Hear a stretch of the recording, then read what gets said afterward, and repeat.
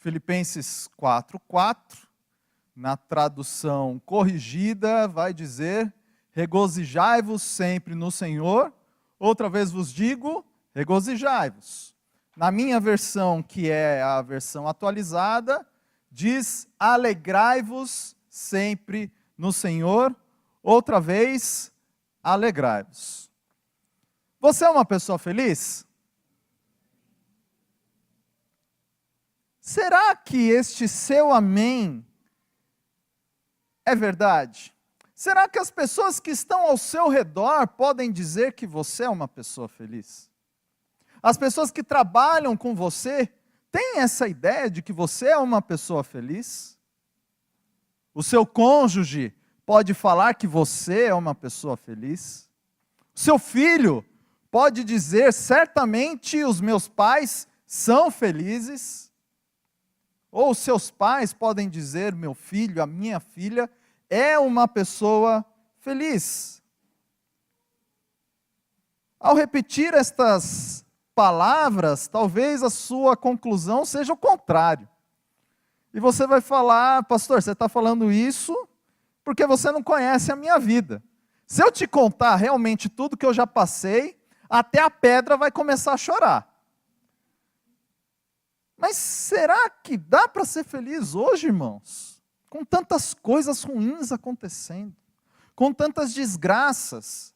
Nós fomos surpreendidos recentemente com o caso daquela menininha que foi sequestrada e morta por uma briga de família.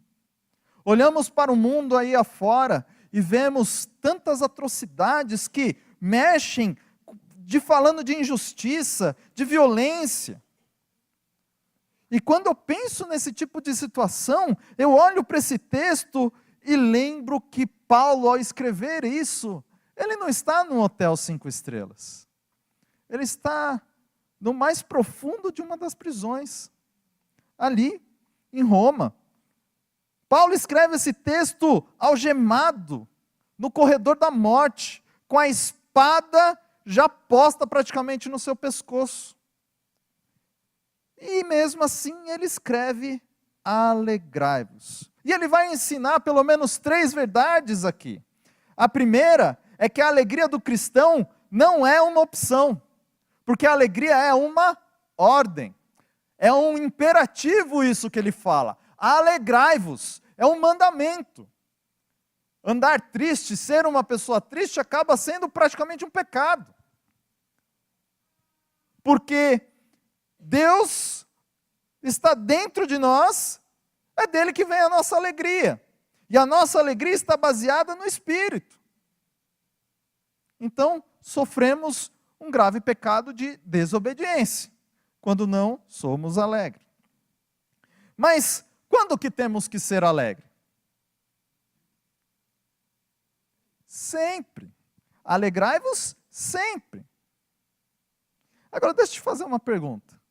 Você passa por problemas ou só eu passo? Sua conta no banco às vezes fica negativa ou é só minha que fica? Alguém na sua família passa por enfermidade ou é só na minha?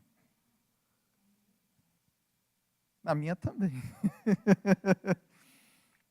Quando Paulo diz isso, ele está querendo dizer que a alegria do Senhor além de ser imperativa, ela é ultra circunstancial. Ela não depende de circunstâncias para trazer um sorriso ao nosso rosto. Porque estar feliz quando tudo vai bem, qualquer um consegue. Ser alegre não significa estar ausente de tribulações. Eu falava isso essa semana lá na casa do Fernando. Mas o que Deus nos chama, e é este o grande desafio para nós, é ser feliz apesar das situações adversas. Isso porque a alegria do cristão não é um sentimento. A nossa alegria, ela não é uma emoção. E por isso a alegria do cristão ela é imperativa, ultra circunstancial. Porque a nossa alegria é Cristo Jesus. A nossa alegria está baseada no centro de Cristo nas nossas vidas. Ela é cristocêntrica. E E eu já compartilhei isso.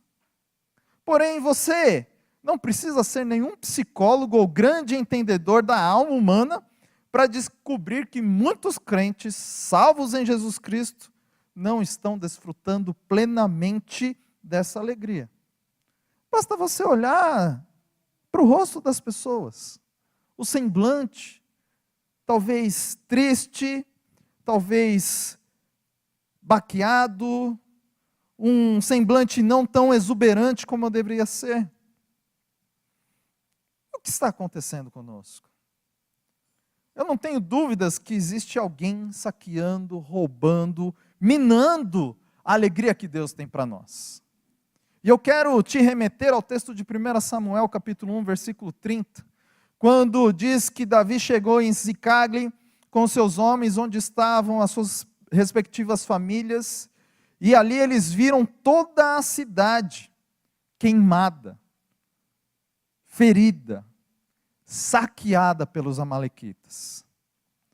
E o texto vai dizer que então Davi olha aquela cena e chora, profundamente triste, quase que entregando a sua alma aos prantos.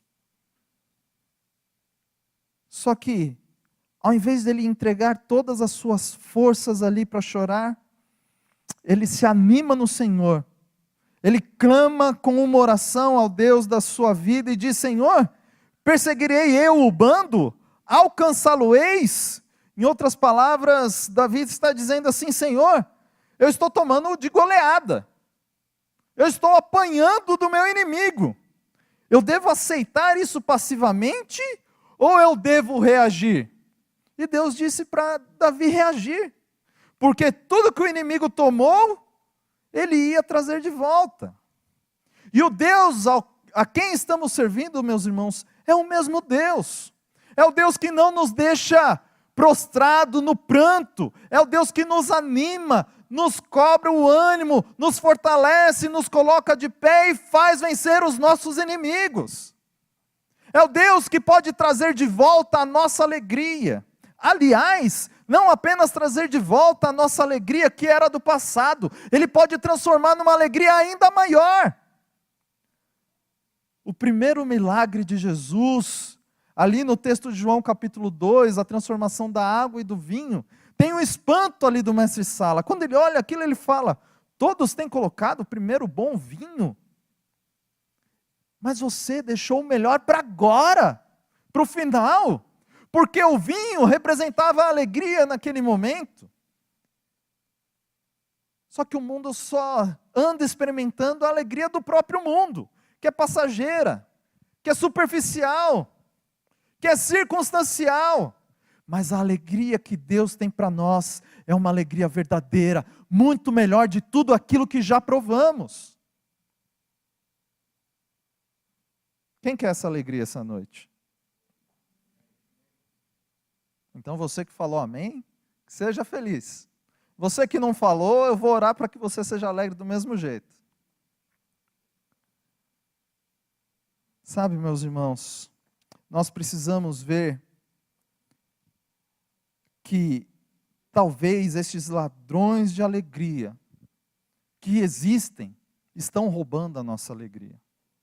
E eu entendo que a carta de Paulo aos Filipenses foi escrita para nos apontar quais são esses ladrões. Porque esta, sem dúvida nenhuma, é a carta da alegria. Em cada capítulo que nós lemos, nós identificamos um ladrão diferente de alegria. E que ladrões são esses? Abra no capítulo 1 de Filipenses, versículo 11.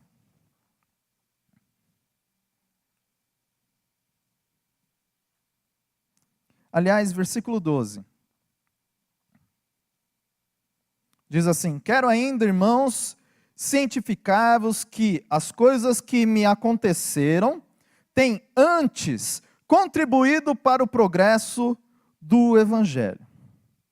As coisas que me têm acontecido, ou as coisas que me aconteceram, as coisas que acontecem, são as circunstâncias da vida. E as circunstâncias da vida são o primeiro ladrão da alegria. Sabe por quê?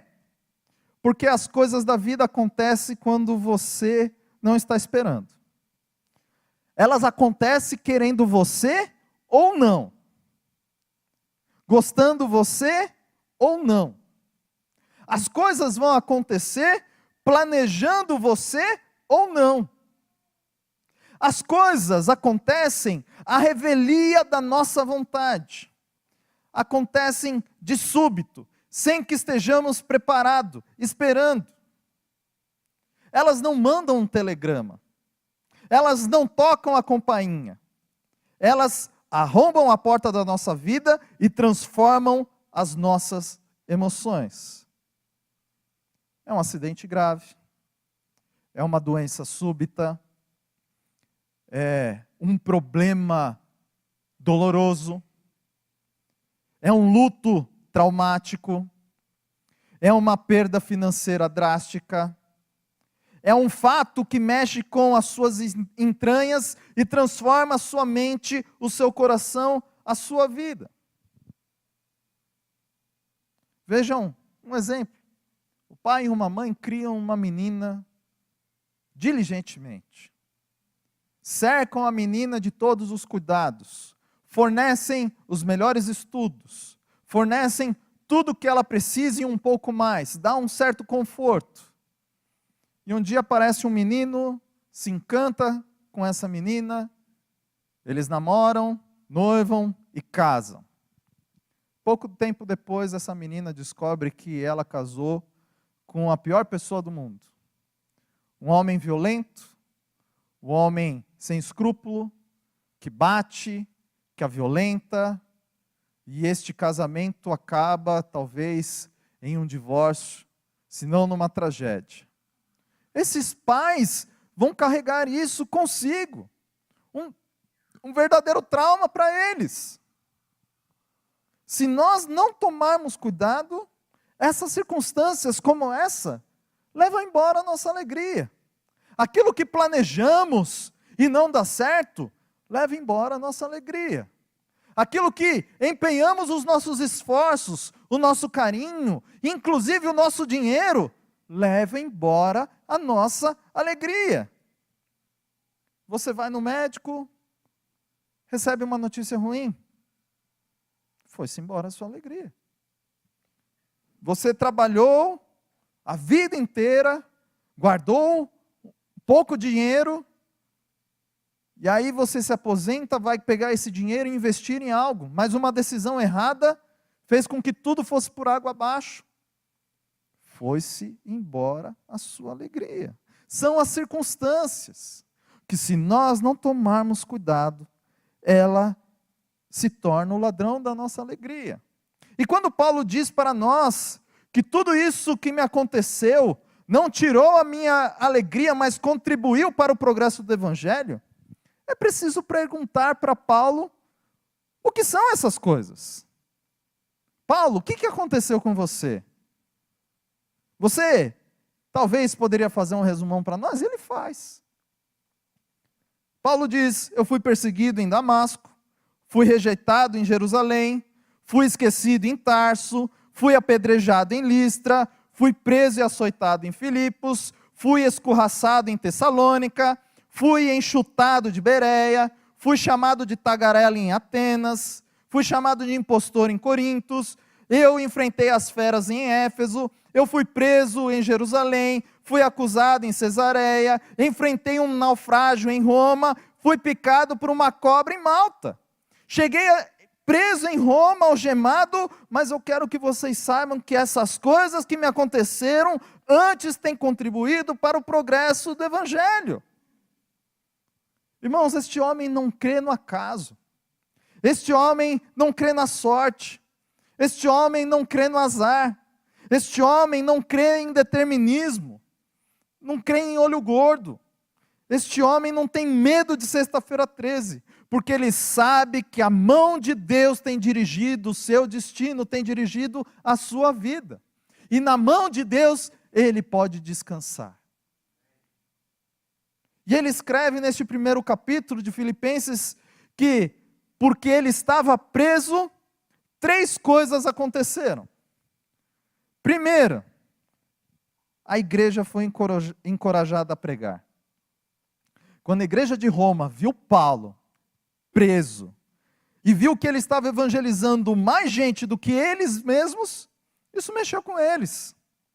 Twin Stephanie tem um método infalível de igreja. Eu, na verdade, não sou tão favorável a esse método. Mas ele diz que é infalível. Você quer ver a igreja pregando e crescendo, melhor do que qualquer PG, melhor do que qualquer culto de milagre, de triunfo, prende os pastores. A igreja sai pregando. Se os pastores forem igreja, a igreja preso, a igreja se levanta. E porque Paulo estava preso, toda a guarda pretoriana tomaram conhecimento das suas cadeias. Em outras palavras, eles escutaram o evangelho. Vocês sabem o que é a guarda pretoriana? Eles eram a tropa de elite do imperador. Enquanto Herodes estava prendendo Paulo, e Paulo era um prisioneiro político, então havia 3 turnos que guardavam este preso. E ao final de 2 anos, toda aquela tropa de elite foi evangelizada. E quando nós olhamos para o capítulo 4, versículo 22, Paulo diz: os santos vos saúdam, especialmente os da casa de César. Não somente a guarda pretoriana, mas todos aqueles que estavam envolvidos no palácio. Irmão, sem saber, Herodes consagrou Paulo a ministro, César, desculpem. Consagrou Paulo a ministro real do Evangelho. Graças a esta prisão, Paulo pregou para aqueles guardas que certamente, politizados, da forma como eram, não teriam este acesso. E quando você pensa que sua vida está de ponta cabeça, saiba que pode ser a mão de Deus dirigindo. Paulo estava preso e ele não podia visitar as igrejas. O que ele começou a fazer? Ele começou a escrever as cartas da primeira prisão.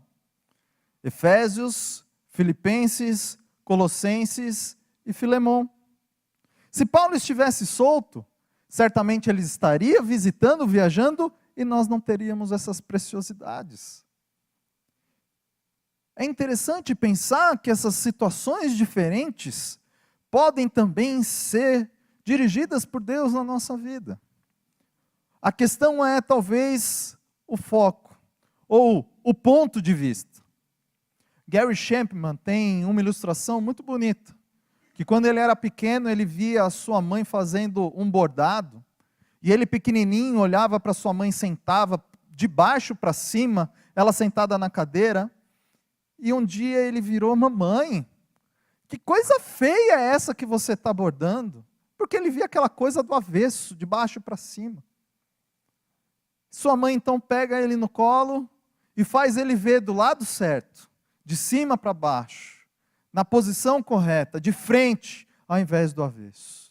E ele: mamãe, que coisa linda, colorida, bonita.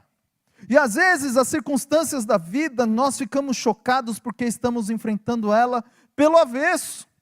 É preciso entender que Deus sempre tem uma oportunidade para mudar o nosso caráter, para transformar as nossas vidas. E é importante nós entendermos sobre a perspectiva de Deus, que mesmo que essas circunstâncias sejam adversas, elas não podem ser ladrões da nossa alegria. Porque senão, fatalmente perdemos a alegria. Mas eu quero dizer uma coisa: nada que acontece é sem que Deus permita, sem que Deus tenha um propósito. O segundo ladrão da nossa alegria está no capítulo 2. Abra comigo no versículo 3.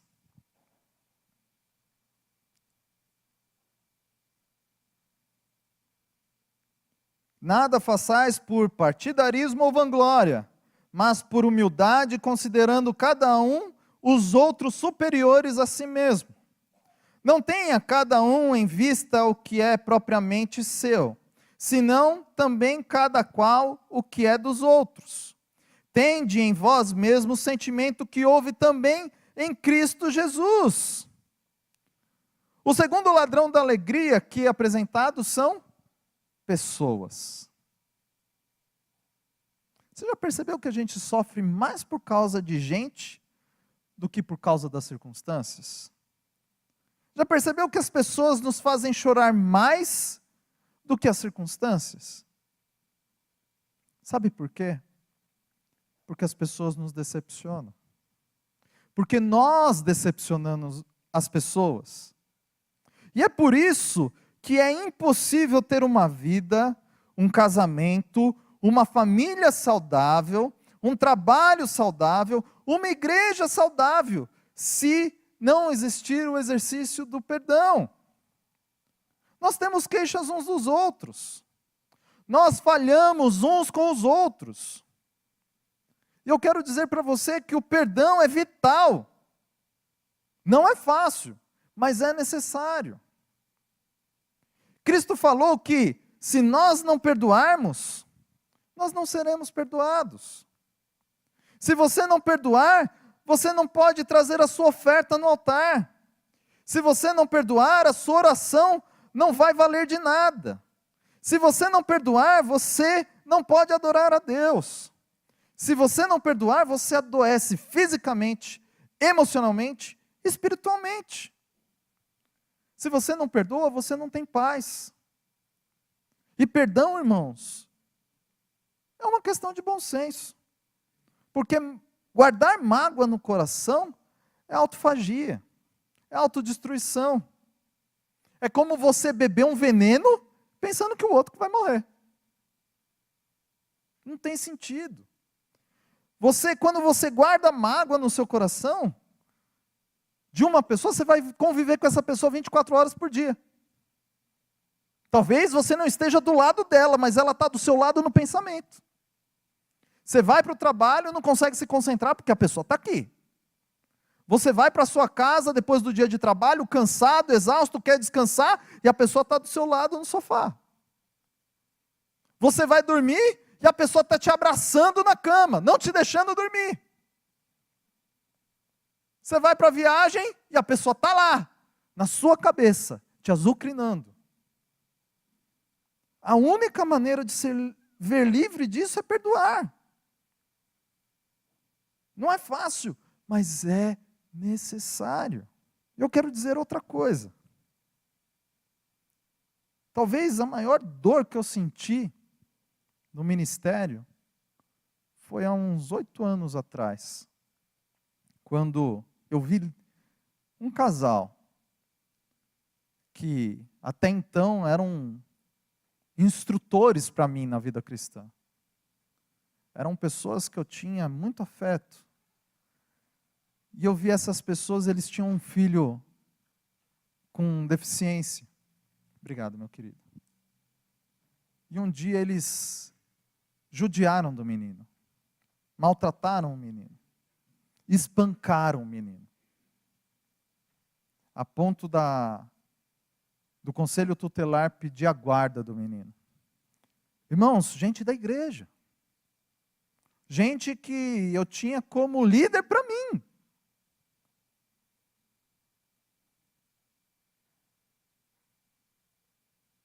É talvez a dor mais aguda. E quando eu fiquei sabendo dessa história, a vontade que eu tinha era de eu revidar. E às vezes a gente passa por situações com pessoas que a nossa vontade é essa, é revidar.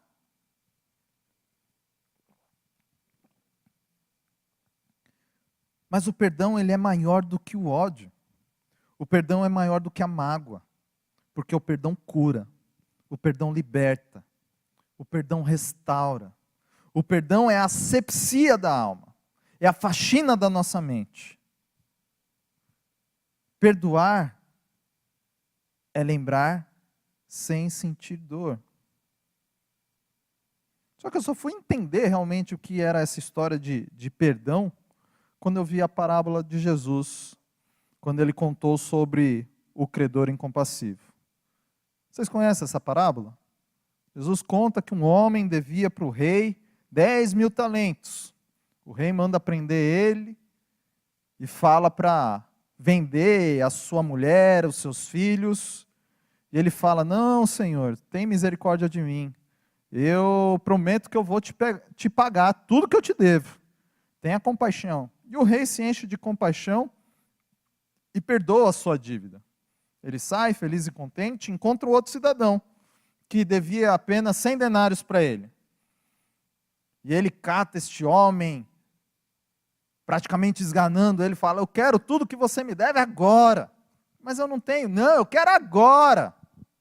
E as pessoas veem o que ele está fazendo, chamam o rei fala: eu tive compaixão de você, você não teve compaixão do outro. Então, matem ele, prendam ele.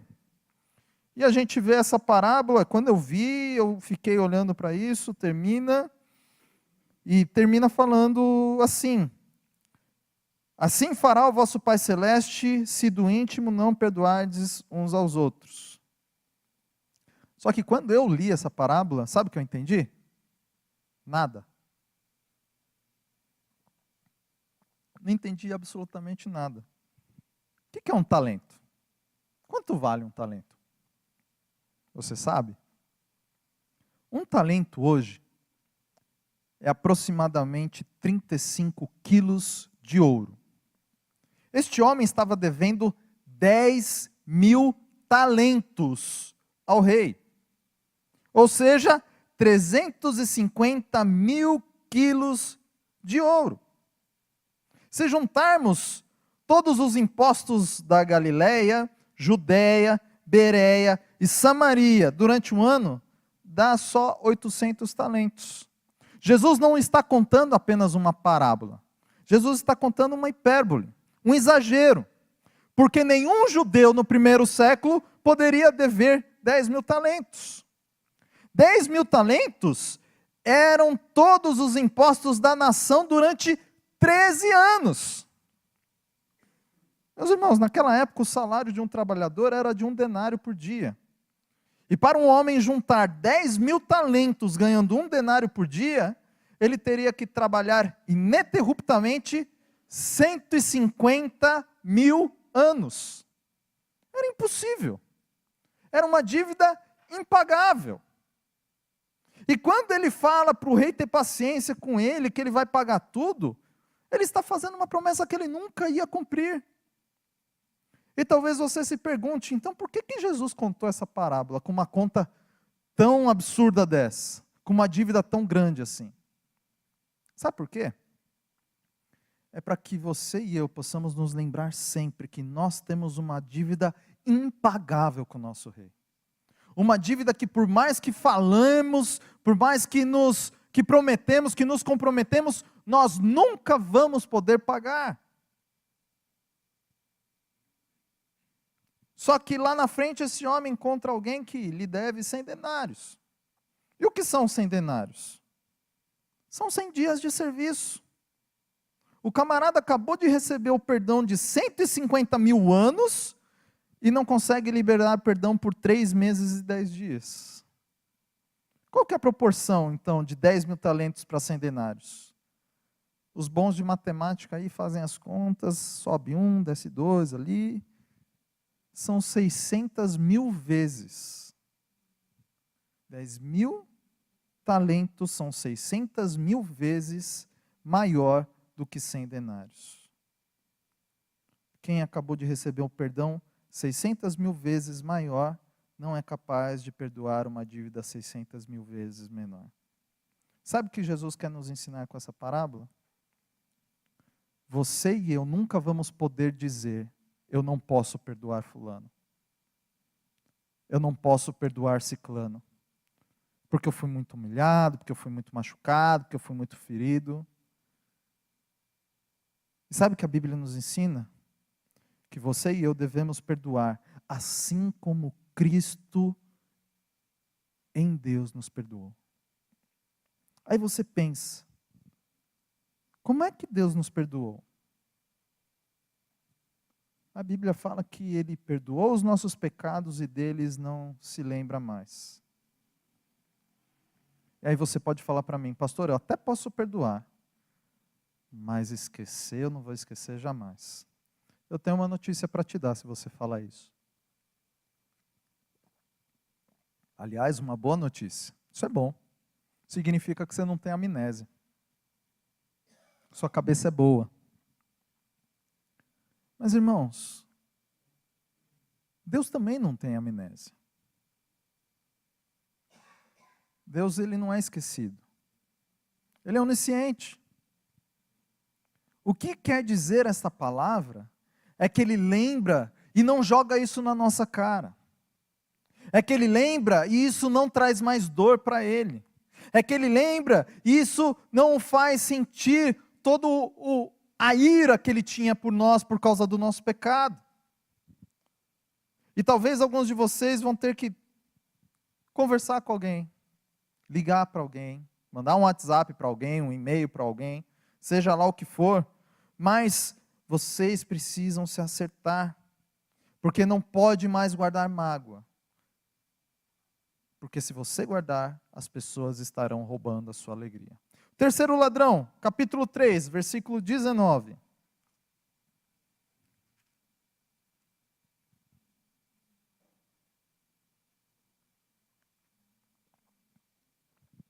O destino deles é a perdição. O Deus dele é o ventre, e a glória deles está na sua infâmia, visto que só se preocupam com as coisas terrenas. Acho que aqui não tem quem enfrenta problemas com este ladrão. As coisas terrenas. O dinheiro. As posses. Quem tem preocupação com dinheiro? Dinheiro é problema? Não, é solução, né?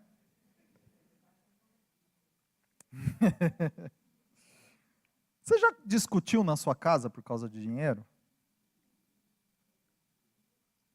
Os casados aí, os homens, quem já discutiu com a mulher por causa de dinheiro? Levanta a mão. Olha só o Adalto aqui. Vai levantando assim a contragosto, né? Mulheres, quem já discutiu com o marido por causa de dinheiro? Os homens estão tudo mentiroso aí, olha. Mas isso não acontece aqui. Vocês são crentes demais. Vocês são santos demais. Essa igreja não tem problema com dinheiro.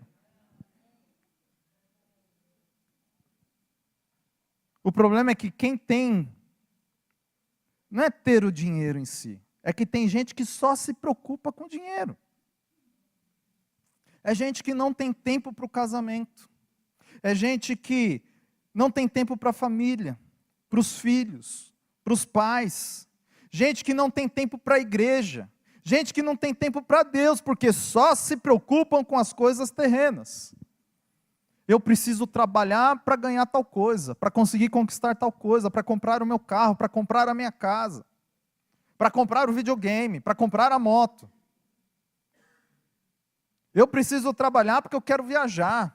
Eu preciso trabalhar porque eu quero isso. Eu preciso trabalhar porque eu quero aquilo. Gente que acorda de madrugada e vai dormir tarde. Gente que come penosamente o pão que granjeia porque só se preocupa com as coisas terrenas. O dinheiro não é só uma moeda. O dinheiro é um ídolo, é um Deus. O dinheiro é Mamon. E no altar de Mamon tem gente que vive, que morre, que casa e descasa. Tem gente que corrompe e é corrompido, porque só se preocupam com as coisas terrenas.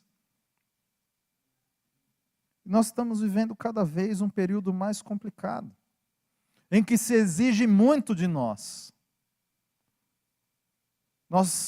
Foi-se a época em que domingo era o dia do descanso, em que pouquíssimas padarias abriam, e quando abriam era só até o meio-dia, não é verdade? Mas nada era aberto de final de semana. Comércio de sábado era até, no máximo, 9 horas da noite, e olhe lá. Hoje são raros os casos que a pessoa tem o domingo de descanso. Sabe, irmãos, nós estamos vivendo a era do consumismo. Aquilo que era luxo ontem é a nossa necessidade hoje. Há 15 anos atrás, ou melhor, 18 anos, vamos arredondar. Bug do milênio, 2000. Quem aqui tinha celular? Em 2000.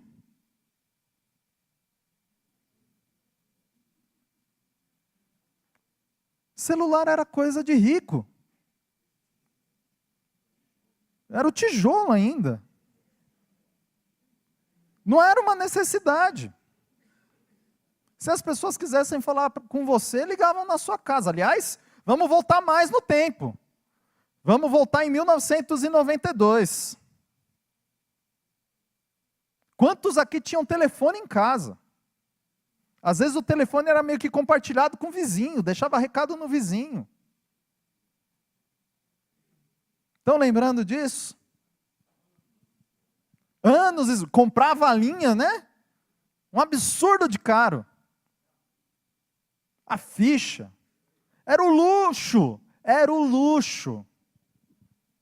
Quem aqui hoje não tem celular? Levanta a mão. O luxo do passado é a necessidade de hoje. Estudos apontam que estas pessoas de 1992 viviam com 70% a menos do que vivemos hoje. Naquela época, uma renda bastava para sustentar toda uma família. Família de 2 filhos, pelo menos. Hoje o casal pena, sofre, soa, os dois, para se sustentar, sem dizer os filhos. É verdade ou não é? 70% a menos. E nem por causa disso eles eram menos felizes do que nós. Irmãos, o consumismo é algo que a gente precisa às vezes parar e analisar se realmente precisamos ou se não. Porque tem gente que gasta o dinheiro que não tem para comprar aquilo que não precisa, para impressionar às vezes pessoas que nem são seus amigos. É verdade ou não é? Eu quero comprar um sapato novo, até arrepia a alma agora. Uma bolsa nova, lógico, não estou falando da minha esposa, estou falando de mulheres de modo geral, não é verdade, homens? Quem nunca ouviu uma frase dessa? Irmãos, o problema é que tem pessoas que se preocupam mais com as coisas terrenas. E o que o apóstolo Paulo disse aqui, é que aqueles que querem ficar ricos caem em tentação e cilada. Atormentam a si mesmo com muito flagelo. Ele disse o seguinte: eu não trouxe nada para o mundo, e não vamos levar nada do mundo, portanto tenho o que comer, tendo que vestir, estejamos contentes, porque a piedade com que contentamos é grande a fonte de lucro. Mas o amor ao dinheiro é a raiz de todos os males. John Rockefeller, o primeiro bilionário do mundo, disse que, e essa frase você já deve ter escutado o pastor, que ele fala bastante também: a pessoa mais pobre é aquela que só tem o dinheiro. Se dinheiro fosse algo que realmente trouxesse alegria e felicidade, a depressão, o suicídio não estaria alto, o maior índice entre os ricos, entre a classe social mais alta. E quando esse homem morreu, um curioso foi até o velório dele e conseguiu chegar até o contador dele. falou: escuta, fala uma coisa para mim. Quanto de dinheiro ele deixou? E o contador falou: ué, você não sabe? Ele deixou tudo, não levou nada. Parece piada, mas irmãos, tem gente que pensa que vai levar tudo para a morte, inclusive. Nós precisamos parar de doar a nossa vida para o dinheiro, para as riquezas, para as coisas deste mundo, para as coisas terrenas. Não que seja errado isso. Você pode buscar um conforto para a sua família? É claro que pode. O problema é quando você está doando toda a sua vida e se preocupando única e exclusivamente com isso. Deixa eu dizer uma coisa, quando você coloca o seu coração, todo o seu coração no dinheiro, você nunca vai ser feliz. Porque o dinheiro é um mito que diz para as pessoas que ele gera segurança, felicidade, e isso não é verdade. Só Jesus tem a condição de satisfazer o coração plenamente do homem. Só Jesus pode preencher o vazio completo da alma do homem. Só Jesus pode dar sentido à vida do homem. E é por isso que o próprio Senhor Jesus disse: junte para vós tesouros no céu, onde a traça e a ferrugem, o ladrão, não podem tomar de você. Põe o seu coração em Deus e não no tesouro. E se você fizer isso, você certamente será feliz. E o último ladrão está no capítulo 4. Versículo 6 e versículo 7. Não andeis ansiosos por coisa alguma. Antes, porém, sejam conhecidas diante dos homens. Está arriscada a minha Bíblia, eu fico fazendo anotação, eu me perco aqui. Vou falar de novo. Não andeis ansiosos por coisa alguma. Em tudo, porém, sejam conhecidas diante de Deus as vossas petições, pela oração, pela súplica e com ações de graça. E a paz de Deus, que excede todo entendimento, guardará o vosso coração e a vossa mente em Cristo Jesus. Quarto ladrão da alegria é a ansiedade. Você conhece uma pessoa ansiosa? Pessoa que rói unha. Pessoa que não dorme à noite.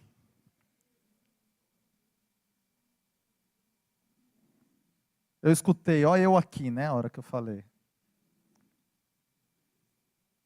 Esse sentimento é natural nosso. Quem aqui fala que não é nada ansioso, eu vou desconfiar da sua honestidade. A questão é ser dominado pela ansiedade. A questão é se deixar até perder o sono, o apetite, dar dores no corpo, de estômago, elevar a pressão. Pessoas que se entregam emocionalmente a isso. E a ansiedade, ela é vista como o mal do século, porque ela atinge todas as classes sociais. Ela atinge ricos e pobres. Atinge homens, mulheres, adolescentes e crianças. Até criança é ansiosa hoje em dia. Irmãos, isso é curioso. Eu vejo pelo meu filho já tem agenda. E meu filho, é verdade. E meu filho, eu tenho que tomar cuidado do que eu vou falar para ele. Se eu falar para ele, olha, amanhã a gente vai no parquinho, não dorme à noite. Papai, já está de dia para a gente ir no parquinho? Ansioso. Até brinco com algumas pessoas, não promete nada para ele, pelo amor de Deus, porque tem que cumprir. E ele fica ansioso para se cumprir as promessas. E essa palavra ansiedade no grego, ela tem um significado diferente, um pouco. Ela significa puxar na direção oposta, estrangular, sufocar. E tem muita gente sufocada emocionalmente. E Jesus disse que por mais ansioso que você possa estar, você não vai acrescentar nenhum côvado na sua vida.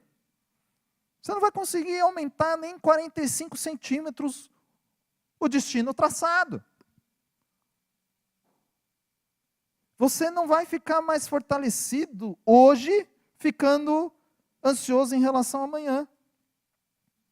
A ansiedade é você ser crucificado entre dois ladrões. O remorso em relação ao passado e a preocupação em relação ao futuro. Tem gente que não vive devido às feridas do passado. Sofreu abuso, sofreu injustiça quando era pequeno, há um tempo atrás. E aquela vida, aquele negócio foi ficando cozinhando dentro de si. Aquele negócio mal resolvido. Tem uma ferida sangrando até hoje. Tem gente que vai sofrendo e vai sofrendo e vai sofrendo e nunca põe um ponto final na história. Tem gente que não vive preocupada com amanhã. Será que eu vou ficar doente? Será que eu vou perder meu emprego? Será que as pessoas vão gostar de mim? Será? Não vive. E Jesus disse que, além de ser inútil, a ansiedade ela é prejudicial, porque a ansiedade é quando você se preocupa com aquilo que talvez nunca nem aconteça. Sabia? Estatisticamente falando, o ser humano fica ansioso e 70% da sua preocupação do amanhã nem acontece. 70%. Eu lembro quando eu conheci a Joelma, logo quando eu conheci ela. Eu conheci uma tia dela, e era um almoço de família, a casa era grande assim, que a gente estava, e de repente eu estou indo da cozinha para a sala, e no meio um corredor mais ou menos da distância dessa igreja, irmão, sem brincadeira, e tinha uma sala assim no meio desse corredor, para até chegar na outra sala, um quartinho, e eu passando assim, eu vi a mulher chorando. Escuta, o que foi? Está tudo bem? Está passando mal? Precisa de uma água? Não, estou preocupada. O que aconteceu? Estou preocupada com a minha mãe, a avó da Joelma. Eu até então nem conhecia a mulher, a avó da Joelma. Mas o que tem? Não, minha mãe já é uma senhora de idade, e eu acho que ela vai morrer, eu acho que ela não vai passar desse ano. Irmãos, isso já vai para 15 anos. A mulher está mais inteira do que todo mundo aqui junto. Não escuta, é verdade, fica quietinha na dela. Meu irmão, nem gripe essa mulher pega. Ansiedade por coisas que não acontecem. Falei da mulher, eu lembro, acho que faz 1 ano, 2 anos, eu vi um vídeo na internet de uma garotinha de 4 anos chorando. E a mãe, fulana, por que você está chorando? É que eu quero casar. Vocês viram esse vídeo? 4 anos, ansiosa pelo futuro que vai acontecer, sei lá, depois de 20 anos. Irmãos, tem muita gente sendo sufocada por essa ansiedade. E sabe de uma coisa? Jesus disse que os gentios que não conhecem a Deus é que se preocupam com todas essas coisas. Porque se nós temos o que comer, temos o que beber, temos o que vestir, essa é a preocupação que eles tinham. Nós, ao contrário deles, devemos buscar em primeiro lugar o reino de Deus, a sua justiça, e as demais coisas nos são acrescentadas. Sabe por que eu e você ficamos ansiosos?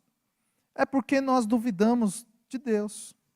Duvidamos que Deus seja suficientemente poderoso e bom para cuidar da nossa vida. E sabe qual que é o remédio para essa ansiedade? Paulo dá a receita. Não deveis andar ansiosos por coisa alguma.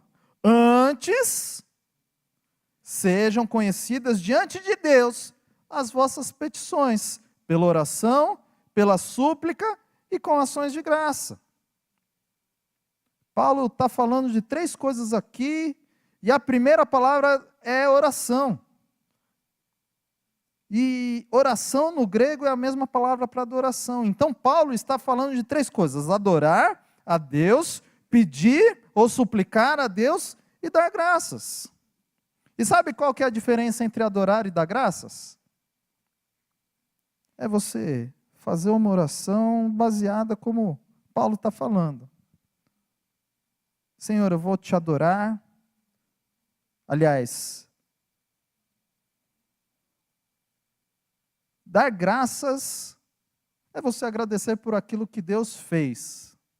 Adorar é você agradecer a Deus por aquilo que Ele é.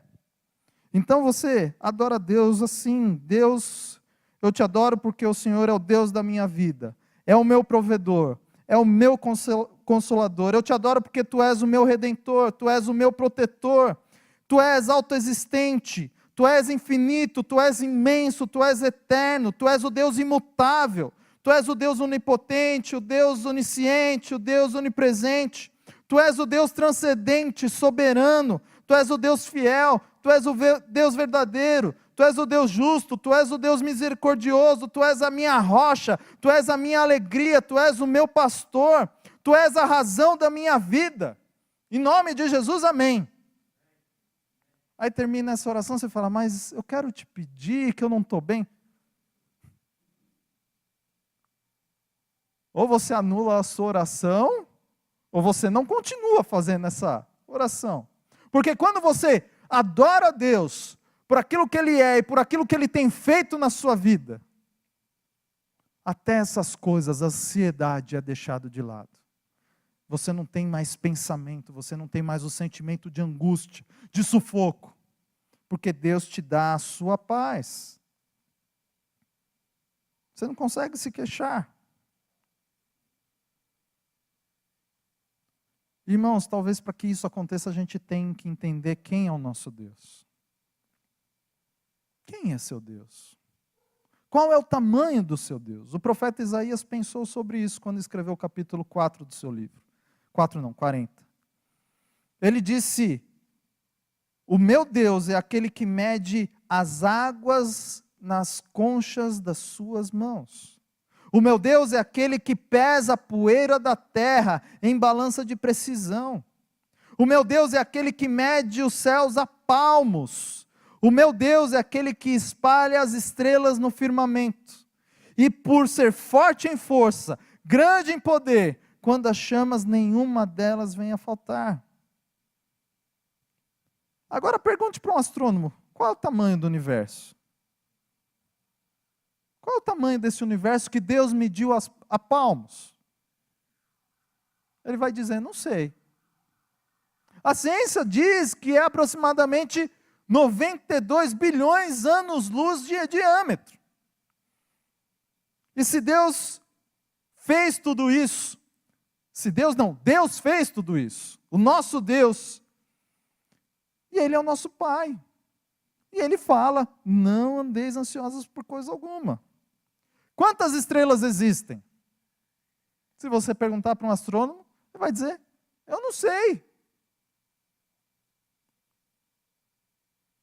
Mas diz que há mais estrelas do que grão de areia. Vai aqui em Santos, enche uma mão, vai para casa, põe sobre uma mesa de vidro e começa a contar, grão por grão. Um palmo que você encheu, você vai ver que a quantidade é imensa. Imagine toda a areia do mundo. E Deus criou todas as estrelas e sabe o nome de cada uma delas, que quando chama, nenhuma delas falta. Esse é o nosso Deus, e esse Deus fala: não andeis ansiosos por coisa alguma. Sabe, irmãos, nós temos um Deus grande, maravilhoso, que conhece tudo em nós. Dr. John Wilson, prêmio Nobel na área de medicina, diz que se nós pegarmos os nossos olhos e fizermos um exame minucioso, vamos descobrir que existem mais de 2 milhões de fios duplos encapados. Só no olho. E Deus foi o Deus que criou tudo isso. Dr. Marshall Lideberg, prêmio Nobel de Biologia, fez uma das descobertas mais fantásticas do século passado. Diz que ele descobriu que nós somos programados geneticamente. Temos 60 trilhões de células vivas no nosso corpo.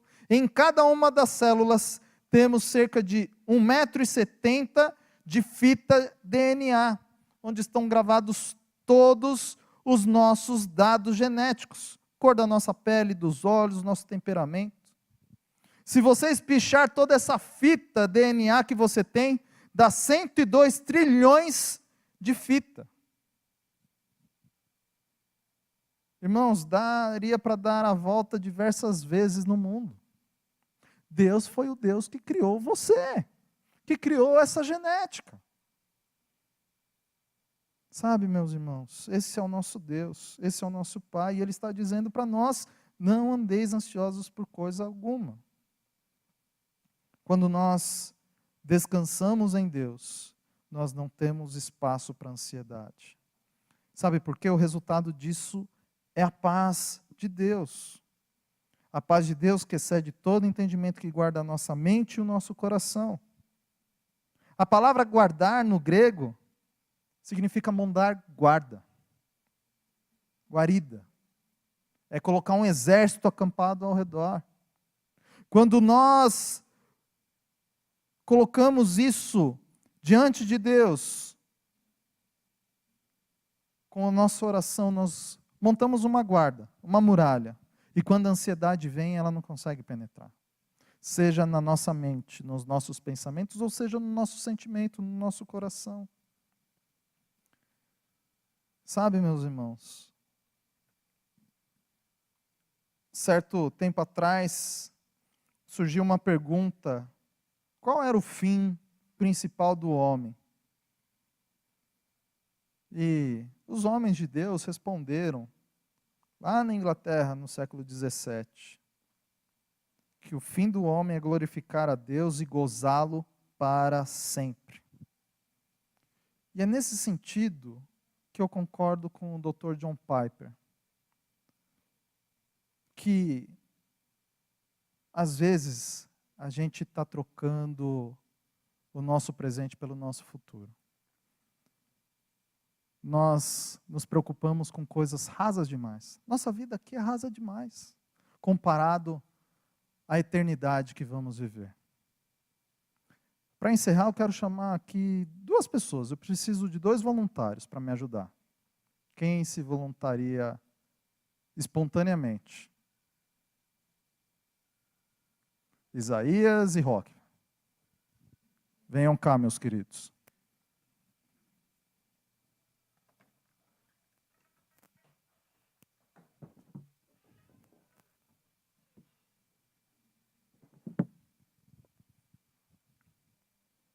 Pode subir aqui.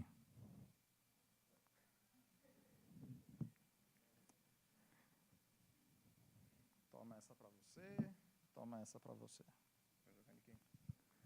Irmãos, para que definitivamente, se você não lembrar de nada do que eu falei essa noite, você guarde pelo menos essa mensagem.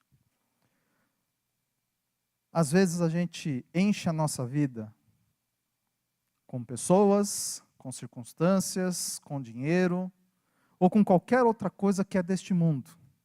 E a gente pode falar que são coisas vazias, insólidas, impalpáveis.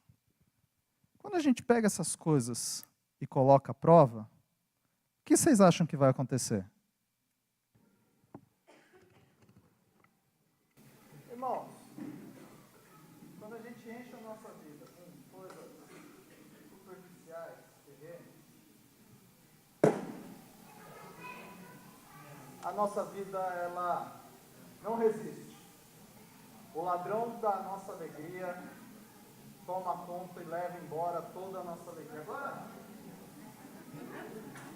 quando a gente enche a nossa alegria com as coisas de Deus,